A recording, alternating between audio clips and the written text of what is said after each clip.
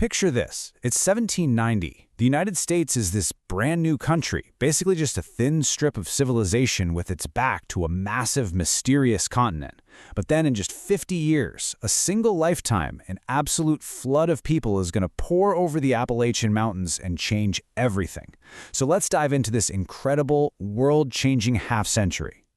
So that brings us to the big question, right? How on earth did a nation that was essentially just hugging the coast become one that was crossing a whole continent in just 50 years? I mean, how does that even happen? The answer? Well, it tells you pretty much everything you need to know about what America was becoming.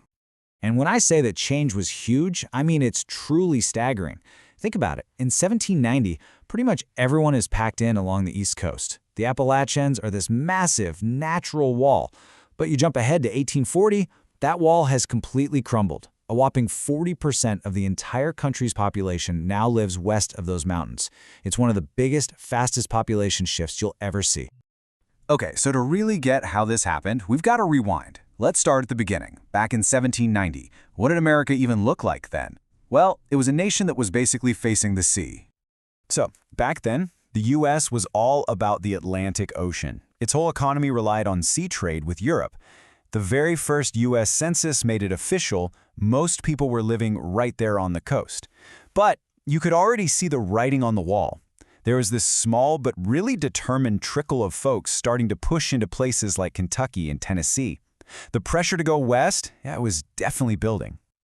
So what was the spark? What turned that tiny trickle into an absolute flood of people? I mean, think about it. Why would millions of people just pack up everything they own and head into the dangerous, unknown frontier? Well, it wasn't just one thing. It was this perfect storm of reasons, all pulling them westward. It really boils down to three main things. First, you've got this incredibly powerful idea: economic opportunity, the dream of actually owning your own piece of land. Second, the government itself was practically begging people to go, making land super cheap and easy to get. And third, things were getting a little safer out there.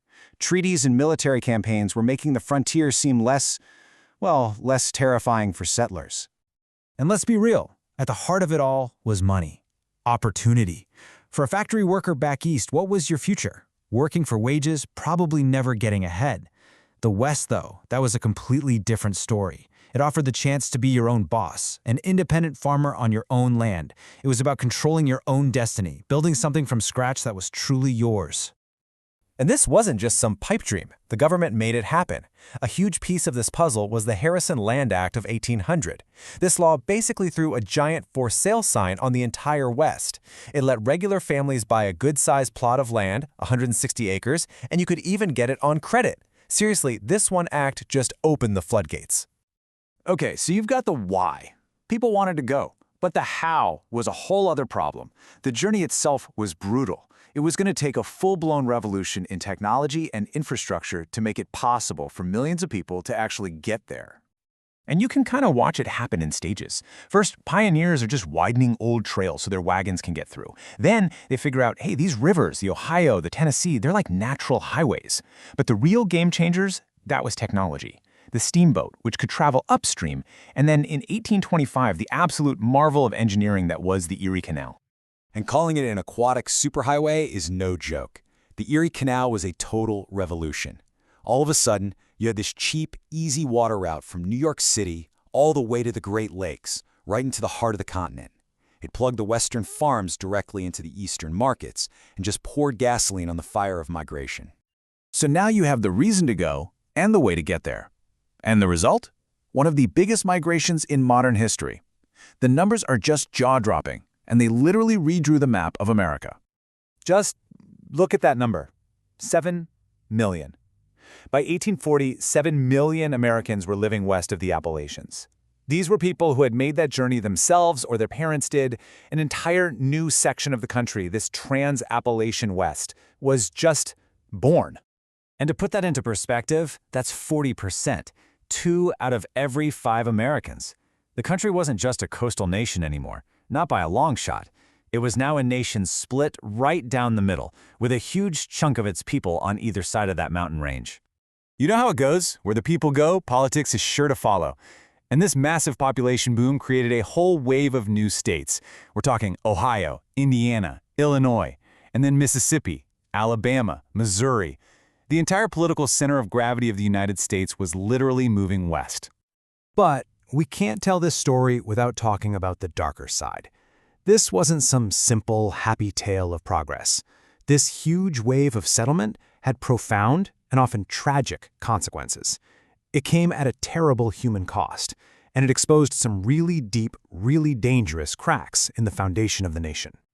All that pressure for new land for settlers led straight to federal policy, like the Indian Removal Act of 1830. And what that did, it led to the forced, devastating relocation of entire Native American nations from the lands they'd lived on for generations. It's a truly tragic and violent chapter, what we now call the Trail of Tears.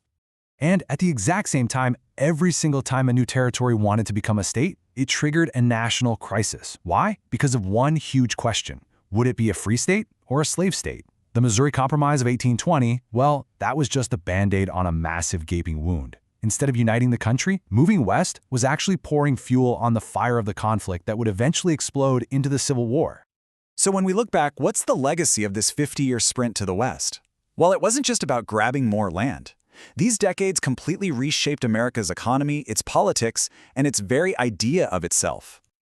So, let's wrap this up. What are the big takeaways? Well, first, this period turned a coastal nation into a continental power. It was fueled by this potent mix of big dreams, helpful government policies, and brand new technology. It created massive economic growth and a bunch of new states. But, and this is a huge but, it came at the terrible cost of the forced removal of Native Americans, and it made the crisis over slavery so much worse, basically setting the stage for the Civil War. So yeah, this 50-year sprint didn't just set America's course, it forged its character. But at the same time, it created the very fault lines that would nearly tear the country apart. And it kind of leaves you with a big question, doesn't it? When we talk about progress today, what are the prices we're paying that we might not see yet?